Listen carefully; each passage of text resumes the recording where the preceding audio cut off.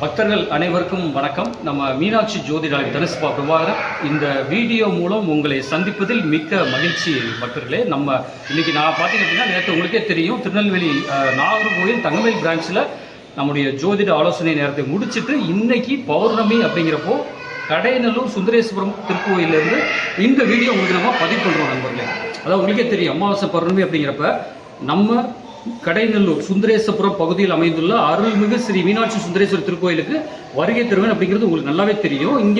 இங்கே வர்ற பக்தர்களுக்கு இலவச ஜாதக ஆலோசனை நம்ம பண்ணிட்டு இருக்கோம் அப்படிங்கிற தகவலை நான் அடிக்கடி உங்களுக்கு பதிவு பண்ணியிருக்கிறேன். ஸோ இப்போ நம்ம எதுக்காக இந்த கோயிலிருந்து பேசுகிறோம், இப்போ இந்த கோயிலிருந்து தான் பேசுகிற நண்பர்களே. ஸோ எதற்காக இந்த கோயிலிருந்து பேசுகிறோம் அப்படிங்கிற ஒரு விஷயத்தை எடுத்துக்கோங்க. இப்போ ஏன்ட்ட ஜாதக ஆலோசனை பெறும் நண்பர்கள் உங்களுக்கு ஒரு தகவல் என்ன அப்படின்னா, நிறைய ஜாதகம் பார்த்துருக்குறோம். ஸோ ஒரு சில விஷயங்கள் ஒரு ஜோதிடராக நான் நிறைய தகவல் கொடுத்தாலும் உங்களுக்கு ஒரு சில விஷயங்கள் வந்து கைகூடாமல் இருக்கலாம். உண்மை, சரியா? என்கிட்ட ஜாதகம் பார்த்தவங்களுக்கு நான் ஒரு தகவல் கொடுக்குறேன். ஸோ ஜாதகம் பார்க்குறீங்க, திருமண விஷயமா பார்க்குறீங்க, வேலைவாய்ப்பு விஷயமா பார்க்குறீங்க, ஒரு வீடு கட்டுற விஷயமா என்கிட்ட பேசுகிறீங்க. பெரும்பாலும் நிறைய விஷயங்கள் நல்லது நடந்தாலும் ஒரு சில விஷயங்கள் வந்து இன்னும் கை கூடாமல் இருக்கலாம், கண்டிப்பாக இருக்கலாம். அதே மாதிரி இன்னும் நிறைய பேர் இந்த வீடியோ பார்க்குற மக்கள், அதாவது பொதுமக்கள், பக்தர்கள், சிவ பக்தர்கள் அனைவருமே நிறைய பக்கம் ஜாதகம் பார்த்துருப்பீங்க, நிறைய பரிகார பூஜைகள் பண்ணியிருப்பீங்க. ஆனால் இப்போ வரைக்கும் நல்ல தகவல் நீங்கள் எடுத்திருக்க முடியாது. ஸோ எடுக்கலை அப்படிங்கிற ஒரு மன வருத்தத்தில் இருப்பவர்கள் இந்த வீடியோ கண்டிப்பாக உங்களுக்கு உபயோகமாக இருக்கும். இப்போது நம்ம திருப்பி சொல்கிறேன், மீனாட்சி சுந்தரேஸ்வரர் திருக்கோயிலிருந்து இந்த பதிவை நம்ம இந்த விளக்கத்தை நான் தர்றேன். இந்த திருக்கோயிலின் சிறப்புகள், இந்த திருக்கோயிலுக்கு வந்தவங்க எவ்வளோ தூரம் நன்மை அடைஞ்சிருக்கிறாங்க அப்படிங்கிறதுக்கு நிறைய உதாரணம் இருக்குது. ஏட்ட ஜாதகம் ஆலோசனை பெற்ற நண்பர்கள் நிறைய பேர் வந்திருக்கிறாங்க, நிறைய நல்ல விஷயங்களும் அனுபவிச்சிருக்கிறாங்க. ஸோ என்ன காரணம், எதற்காக இந்த திருக்கோயில் அவ்வளோ ஒரு சிறப்பு அப்படிங்கிறப்ப 11 சித்தர்கள் வழிபட்ட ஸ்தலம். சரி சரி, ரைட்டுங்களா? இவங்க ஐயா ஐயா வந்து ராஜேஸ்வரி திருமண தகவல் மையம் வச்சிருக்கிறாங்க, சங்கரங்கோயிலில் நடத்துகிறாங்க. ஸோ உங்களுக்கு திருமண உங்கள் வீட்டில் வரன் பார்க்க வேண்டும் அப்படின்னா தாராளமாக ஐயா நீங்கள் கான்டாக்ட் பண்ணலாம். அவங்களுடைய அட்ரஸ் எல்லாமே நான் யூடியூப் லிங்கில் நான் கொடுத்துட்றேன். ஸோ உங்களுக்கு ஐயா வந்து நீங்கள் தாராளமாக பயன்படுத்திக்கலாம். ஐயா நீங்கள் திருக்கோயிலுக்கு வந்திருக்கிறாங்க. ஸோ அவங்க கேட்ட ஒரு விஷயம் என்ன அப்படின்னா, நீங்கள் திருமண தகவல் மையம் வச்சிருக்கிறீங்க பார்த்தீங்கன்னா, நிறைய வரன் எடுப்பாங்க, பொறுத்து இருக்கும், ஆனால் அமையாது. அதாவது ஒரு விஷயம் என்ன அப்படின்னா, பையன் வீட்டில் ஓகே பண்ணுவாங்க, அதே ஜாதகம் பொண்ணு வீட்டுக்கு அனுப்புறப்போ அவங்க பொறுத்த இல்லைன்னு சொல்லுவாங்க. ஒருவேளை பொண்ணு வீட்டில் பொறுத்த இருக்குன்னு சொல்லுவாங்க, பையன் ஜாதகம் பார்த்தா பொறுத்த இல்லை, இந்த வரன் வந்து எங்களுக்கு பொருத்தம் இல்லை அப்படிப்பாங்க. ஸோ இந்த மாதிரியான ஒரு விஷயங்கள் வந்து ஒரு ஜோதிடருக்கோ ஒரு இவங்கள மாதிரி திருமண தகவல் மையம் வச்சு நடத்துறவங்களுக்கு ஒரு புரியாத புதிராக இருக்கும். ஸோ நம்ம அதெல்லாம் தாண்டி ஒரு விஷயம் என்ன, நம்மளை பொறுத்த மட்டும் ஏட்ட ஜாதக ஆலோசனை பெறும் நண்பர்களாகட்டும், உங்ககிட்ட வர்ற உங்கள் பொதுமக்கள் ஆகட்டும், எல்லாருக்கும் நம்ம ஒரு நன்மை செய்கிற இடத்துல நம்ம இருக்கிறோம். மக்களை புரிஞ்சுக்கோங்க, என்ன நன்மை அப்படிங்கிறப்ப இவங்களாகட்டும், நானாகட்டும், இந்த திருக்கோயில் ஐயா திருக்கணபதி சுப்பிரமணியம் ஆகட்டும், எல்லாருமே வந்து இங்கே வர்ற பக்தர்கள் வந்து மென்மேலும் நிறைய விஷயங்கள் அவங்களுக்கு நல்லது நடக்கணும். ஸோ இப்படி ஒரு எண்ணத்தில் தான் இன்றைக்கி யாக வேள்வி நம்ம நடத்திட்டு இருக்கிறோம். இந்த திருக்கோயில் சிறப்பு என்னென்னா, 11 சித்தர்கள் வந்து வழிபட்ட ஸ்தலம். மீண்டும் சொல்கிறேன், 11 சித்தர்கள் வழிபட்ட ஸ்தலம். அதை விட முக்கியமான சிறப்பு என்ன அப்படின்னா, ஜாதகத்தை வைத்து வழிபாடு பண்ணக்கூடிய ஸ்தலம் தமிழ்நாட்டில் வந்து திருப்பத்தூர் மட்டும்தான். ஆனால் அதற்கு அடுத்தபடியாக தென் மாநிலத்தில், நம்ம தமிழ்நாட்டில் வந்து தென் பகுதியில் நம்ம மீனாட்சி சுந்தரேஸ்வரர், அதாவது சுந்தரேஸ்வரம் பகுதியில் அமைந்துள்ள மீனாட்சி சுந்தரேஸ்வரர் திருக்கோயிலில் வந்து நீங்கள் ஜாதகத்தை வைத்து வழிபாடு பண்ணலாம். என்ன காரணம் அப்படிங்கிறப்ப இன்றைக்கு நான் உங்கள்கிட்ட திருப்பி உங்களுக்கு ஒரு விஷயம் சொல்கிறேன். ஜாதகத்தில் கண்ணுக்கு தெரியாத நிறைய விஷயங்கள் இருக்குது. ஸோ எல்லாமே ஒரு ஜோதிடர்கள் வந்து சரி பண்ணுறப்போ கடவுளுக்கும் ஜோதிடருக்கும் என்ன சொல்கிறது, அந்த வித்தியாசம் இல்லாமல் போயிடும். அப்போது ஜோதிடர்கள் கடவுள் கிடையாது, சரிங்களா? அப்போ ஒரு விஷயம் புரிஞ்சுக்கோங்க, அனைவரும், அதாவது பூமியில் பிறந்த மக்கள் அனைவருக்கும் இறை வழிபாடு என்பது மிக முக்கியம். அப்போ இந்த திருக்கோயிலை பொறுத்த மட்டில் வந்து 11 சித்தர்கள் வழிபட்ட ஸ்தலமாகியாரால் இந்த இடத்துல நீங்கள் உங்கள் குழந்தைகளுடைய ஜாதகத்தை எம்பெருமான் சிவபெருமான் பாதத்தில் வச்சு வழிபாடு பண்ணுறப்ப ஜாதகத்தில் கண்ணுக்கு தெரியாத தோஷங்கள் விலகும். நல்லா தெரிஞ்சுக்கோங்க, பரிகாரம் தேவையில்லை. நீங்கள் யாக வேள்வியில் நீங்கள் பங்கேற்று உங்களால் இயன்ற அன்னதானத்திற்கான பொருளுதவி கொடுக்குறப்ப நிச்சயமாக உங்களுடைய குழந்தைகள் வாழ்வில் நீங்கள் என்ன நினைக்கிறீங்களோ, ஒரு திருமண தடை விலகலாம், ஒரு வேலை வாய்ப்பு கிடைக்கலாம், நிறைய நல்ல விஷயங்கள் நடப்பதற்கான சாத்தியக்கூறு உண்டு, நடந்துகிட்டும் இருக்கு நண்பர்களே. இது என்னிடம் ஜாதக ஆலோசனை பெறும் நண்பர்களுக்காக மட்டுமல்ல, உலகமெங்கும் இருக்கும் ஆன்மீக பக்தர்கள் இந்த திருக்கோயிலுக்கு வருகை தாருங்க. வருகை தந்து ஒரு யாக வெளியில் பங்கெடுத்து உங்களுடைய கோரிக்கையை வைங்க. கோரிக்கை வைக்கிறப்ப நிச்சயமாக அது நிறைவேறப்ப உங்களுக்கே ஒரு மன மகிழ்ச்சி ஏற்படும். அந்த மன மகிழ்ச்சியோட உங்கள் காரியம் ஈடேறப்ப நிச்சயமாக இங்கே நடைபெறும் அன்னதானத்தை ஆகட்டும், யாக வேள்வியாகட்டும், உங்களால் என்ற பொருள் உதவியோ பண உதவியோ கொடுத்து உதவுங்கள் நண்பர்களே. இப்போ உங்களுக்கு ஏதாவது சந்தேகம் இருந்தால் கேளுங்க. ஆமாங்க, அதாவது இந்த கோயிலில் வந்து பார்த்தீங்கன்னா நிறைய பேர் சொல்லியிருக்கிறாங்க, நிறைய பேர் அந்த கோயிலுக்கு போனேன், எனக்கு திருமணம் நடந்தது, நானும் வந்து பார்த்துட்டு தான் இன்றைக்கி சரி ரைட் நம்ம கோயிலுக்கு போயிட்டு வருவோம் அப்படிங்கிறதுனால நான் இவ்வளவுக்கும் இருக்கிறது எனக்கு புன்னைவனம். இதுக்கு ஒரு 25 கிலோமீட்டர். எனக்கு இந்த கோயிலை பற்றி தெரியல. எனக்கு வந்து இந்து மதம் அப்படிங்கன்னா எனக்கு வந்து ஒரு பெரிய அளவில், அதாவது குலதெய்வம் அப்படின்னா வருஷத்துக்கு வந்து 4 முறையிலேருந்து 6 முறை போயிருக்கேன். இந்த கோயிலை பார்க்கும்பொழுது நான் எத்தனையோ கோயில்கள், பெரிய பெரிய கோயில்களுக்கு போயிருக்கேன்.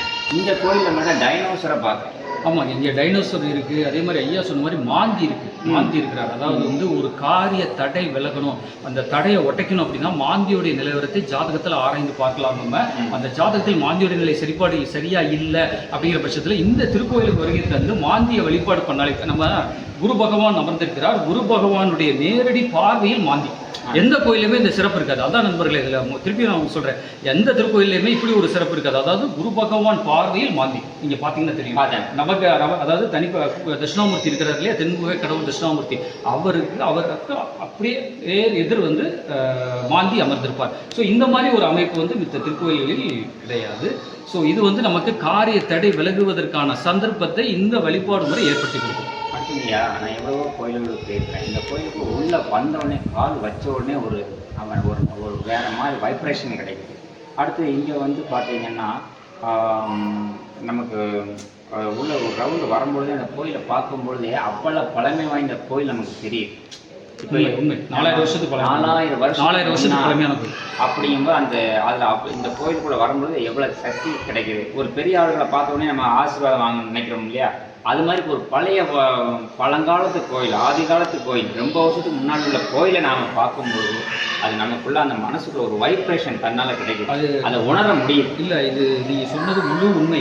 2 விஷயம். இது வந்து ஒன்று, பழமை வாய்ந்த கோயில் என்பது மிக மிக முக்கியமான விஷயம். 4000 வருடத்துக்கு முன்பாக உள்ள திருக்கோயில் அப்படிங்கிறது ஒரு உண்மையான விஷயம். அதை தாண்டி வந்து என்ன அப்படின்னா, ஐயா சொன்ன மாதிரி அமாவாசை பௌர்ணமி தினங்களில் வந்து யாக வேள்வி பண்ணி அந்த இடமே பார்த்தீங்கன்னா தீப்பிளமாக தான் இருக்கும். யாக வேள்வி பண்ணக்கூடிய இடத்துல இப்போ ஒரு விஷயம் நீங்கள் புரிஞ்சுக்கோங்க. இங்கே வந்து நம்ம ஜாதகம் நிறைய ஆலோசனை நம்ம கொடுத்துட்டு இருக்கிறோம் நண்பர்கள், இலவசமாக. ஏன்னா திருக்கோயிலுக்கு நம்ம செய்யக்கூடிய ஒரு நல்ல விஷயமா நம்ம இதை பார்க்குறோம், புண்ணிய பதிவாக நம்ம பார்க்குறோம். ஸோ இந்த இடத்துல நம்ம ஜாதகம் பார்க்குறோம். இப்போ நம்ம வீட்டில் வச்சு பார்க்குறோம், ஆஃபீஸில் வச்சு ஜாதகம் பார்க்குறோம். எல்லாத்தையும் தாண்டி இங்கே ஜாதகத்துக்கான பலன்களை ஆராய்ந்து பார்க்குறப்போ ஒரு நல்ல விஷயம் நடக்கும். என்ன நடக்கும் அப்படின்னா, முழுக்க இறை அனுகிரகம் நம்மளை சுற்றி வரும். அப்படி சுற்றி வர்றப்ப என்ன நடக்கும், ஒரு ஜோதிடரை என்னுடைய வார்த்தையிலிருந்து நல்ல வாக்கு வர ஆரம்பிக்கும். ஸோ அந்த நல்ல வாக்குங்கிறத விட அந்த வாக்கு வன்மை பெறும், அந்த வாக்கு நடக்க ஆரம்பிக்கும். ஸோ இந்த நடப்பதற்கு என்னுடைய திறமை அப்படிங்கிறது காரணம் அல்ல, இங்கே நடக்கக்கூடிய யாக வேள்வி. அந்த யாக வேள்வி, ஆமாம், யாக வேள்வியில் வரக்கூடிய அந்த, அதாவது 30 கோடி தேவர்கள் வந்து உட்காருவாங்க. அப்போ நவகிரகங்களும் வந்து உட்காரும். அதாவது 12 ராசி, 9 நவகிரகம், 27 நட்சத்திரம், 30 கோடி தேவர்கள் அனைவரும் யாக வேள்வியில் அமர்ந்து அந்த யாக வேள்வியில் நம்ம சமர்ப்பிக்கக்கூடிய அந்த பொருட்கள் அனைத்தையும் பெற்றுக்கொள்வதற்காக இங்கே வருவாங்க. அப்படிங்கிறப்ப அந்த அனைவருடைய ஆசீர்வாதமும் நமக்கு கிடைக்கும். ஸோ அதில் தான் இங்கே நம்ம நிறைய பேர் சொல்லுவாங்க, இங்கே கோயிலில் வந்து ஜாதக ஆலோசனை பெற்றால் எங்களுக்கு நல்லது நடக்குது சார். அதாவது தனிப்பட்ட முறையில் வைக்கிறத இங்கே வந்து நம்ம ஜாதக ஆலோசனை பெறப்போ நிறைய அதாவது வேகமாக நடக்கும், நல்ல விஷயங்கள் நடக்கும், பட் சீக்கிரமாக நடக்குது. என்ன காரணம்? அந்த 30 கோடி தேவர்களின் ஆசீர்வாதம், எம்பெருமானுடைய ஆசீர்வாதம், எம்பெருமாட்டி மீனாட்சியுடைய ஆசீர்வாதம். ஸோ இந்த ஆசீர்வாதத்தோடு நம்ம ஒரு விஷயத்தை தொடங்குறப்போ நிச்சயமாக நம்மகிட்ட ஜாதக ஆலோசனை பெறும் நண்பர்களாகட்டும், மற்றபடி இப்போ நீங்களே ஒரு வரன் கொடுக்குறீங்க, இங்கே கோயிலில் வச்சு நீங்கள் சாமி விட்டு கொடுக்குறீங்கன்னு வச்சுக்கோங்க, கண்டிப்பாக பொண்ணு வீட்டுக்கும் பொறுத்திருக்கும் போங்க, பையன் வீட்டுக்கு பொறுத்திருக்கும் போங்க. ஸோ இப்படி ஒரு 10 கல்யாணம் இன்றைக்கி நீங்கள் பண்ணுறப்போ இது ஒரு புண்ணியம். இன்னைக்கு நல்ல ஒரு விஷயம், இன்றைக்கி வேலைவாய்ப்பு கிடைச்சிடும், வருமானம் கிடைச்சிடும். வேலைவாய்ப்பு இன்றைக்கி இல்லை, நாளைக்கு கூட கிடைச்சிடும். ஆனால் காலத்தை திருமணமாகாமல் இருக்கும் கன்னியர்களும் ஆண்களும் அதிகம் உண்டு. அவங்க சொல்கிற காரணம், பொதுவாக பொண்ணு வீட்டுக்காரங்க என்ன சொல்லுவாங்க, சார் படிக்க வைக்கிறேன், வேலைக்கு போகணும்னு சொல்கிறாங்க, உயர்கல்வி படிக்கணும்னு சொல்கிறாங்க. அதெல்லாம் கிடையாது, பொண்ணுக்கு இன்னும் கல்யாண நேரம் வரல, அதுதான் உண்மை. அதே மாதிரி இந்த பக்கம் பையன் ஜாதகத்தில் சார் நிறைய வரன் பார்க்குறோம், பொருத்தம் அமையல, எங்களுக்கு பொறுத்த இருந்தால் அவங்கள்ட்ட பொறுத்த இல்லைன்னு சொல்கிறாங்க. ஒருவேளை பையனுக்கே பொண்ணு பிடிக்க மாட்டேங்குது, ஜாதகம் நல்லா இருக்குது, ஆனால் பையனுக்கு எது எப்படியோ அந்த திருமண தடை அப்படிங்கிறது மீண்டும் அந்த ஜாதகம் நமக்கு உணர்த்தும். அந்த மாதிரி ஒரு சில விஷயங்களை வந்து உங்கள் மனதிற்கேற்ற வரன் அமைய வேண்டும் அப்படின்னு நீங்கள் நினச்சா கூட நீங்கள் நம்ம மீனாட்சி சுந்தரேஸ்வரர் திருக்கோயில் வந்து எம்பெருமானை வழிபாடு பண்ணுங்கள். எம்பராட்டி தாயார் மீனாட்சியுடைய காலப்பிடிங்க, நிச்சயமாக உங்கள் தகுதிக்கேற்ப வரன் அமையும் நண்பர்களே. இப்போ ஐயா நீங்கள் ஏதாவது தாராளமாக உங்களுடைய தகவலை நீங்கள் சொல்லுங்கள். அதாவது நான் சங்கரங்கோயிலில் ஸ்ரீ ராஜேஸ்வரி திருமண தவணை கடந்த 25 வருஷத்துக்கு மேலே வச்சுருக்கிறேன். 25 ஆண்டுகளாக பண்ணுறேன். ஆமாம், பண்ணுறேன். எனக்கு இப்போ வயது ஒரு 50 வயதை தாண்டுது. நான் இதை வந்து ஒரு சிறப்பாக பண்ணிகிட்டு இருக்கேன். யாருக்கும் கமிஷன் எவ்வளோன்னு கேட்குறது கிடையாது. பதிவு கட்டணம் வாங்குகிறேன், கமிஷன் நீங்கள் எவ்வளோ கொடுக்கணுமோ கொடுங்க. பதிவு இல்லை, இது ஒரு நீங்கள் சத்தமாக சொல்லக்கூடிய விஷயம். பதிவு கட்டணம்ங்கிறது வந்து பதிவு கட்டணம்ங்கிறது நம்மளுடைய அந்த அலுவல் வேலைகளுக்காக கண்டிப்பாக நம்ம வாங்கி ஆகணும். 25 பேர் வேலை பார்க்குறாங்க. கண்டிப்பாக பில்டிங் ஆஃபீஸினுடைய வாடகை 30,000 ரூபாய் வரைக்கும். ஸோ அந்த ஒரு விஷயத்துக்காக நம்ம பண்ணி ஆகணும். ஆமாம், வீடு ஆஃபீஸ் வாடகையில் ஒரு 30,000 ரூபாய் வரைக்கும் கரண்ட் பில்லாம் இதாகிறதுனால ஒரு 30,000 ரூபாய் எக்ஸ்பென்ஸ் அதுக்காக. 20 பேருக்கு மேலே வேலைக்கு ஆட்கள் இருக்கிறாங்க. அதெல்லாம் சேலரி கொடுக்கணும். பதிவு கட்டணம் மட்டும் நான் கேட்டு வாங்கிக்கிறேன். கமிஷன் நீங்கள் என்ன கொடுப்பீங்களோ அதை மட்டும். ஆமாம் ஐயா, மக்களே, இந்த ஐயா சொன்ன மாதிரி இந்த மாதிரி ஒரு நல்ல தகவல் இன்னைக்கு எம்பெருமான் மூலியம் தான் நம்ம கிடைச்சிருக்கு. ஸோ ஜாதக ஆலோசனை பெறும் உங்களுக்கும் இது உபயோகமாக இருக்கும்னு நினைக்கிறேன். அவங்க சொன்ன மாதிரியே ஒரு தகவல் பதிவு பண்ணியிருக்காங்க. உண்மையிலே இது வீடியோ நம்ம எடுக்கிறோம், வெளிப்படையாக பேசுகிறீங்க. ஸோ அது ஒரு பெரிய விஷயம். என்ன அப்படின்னாக்கா, அதாவது பதிவு கட்டணம் வாங்குறாங்க, ஏன்னா அவங்க அலுவல் சார்ந்த பணிகளுக்கும் அந்த கட்டணம் தான் அவங்களுக்கு உபயோகமாக இருக்கும். அதே நேரத்தில் வந்து திருமணம் நடந்த பிறகு உங்களால் இயன்றளவு உங்களுக்கு கமிஷன் நீங்கள் கொடுக்கலாம், நாங்கள் எதுலேயுமே நாங்கள் வந்து வற்புறுத்துறதில்லை அப்படிங்கிற ஒரு தகவல் பதிவு பண்ணியிருக்காங்க. ஸோ இன்றைக்கு நல்ல மனிதர்களை பார்ப்பது கடினம், நல்ல மனிதர்களுடைய தொடர்பு கிடைப்பது கடினம். இப்படி ஒருத்தர் வந்து இன்றைக்கு மீனாட்சி சுந்தரேஸ்வரர் திருக்கோயிலுக்கு வரணும், நம்ம சந்திக்கணும், நம்ம பேசணும் அப்படிங்கிற ஒரு அமைப்பு இருந்திருக்கு.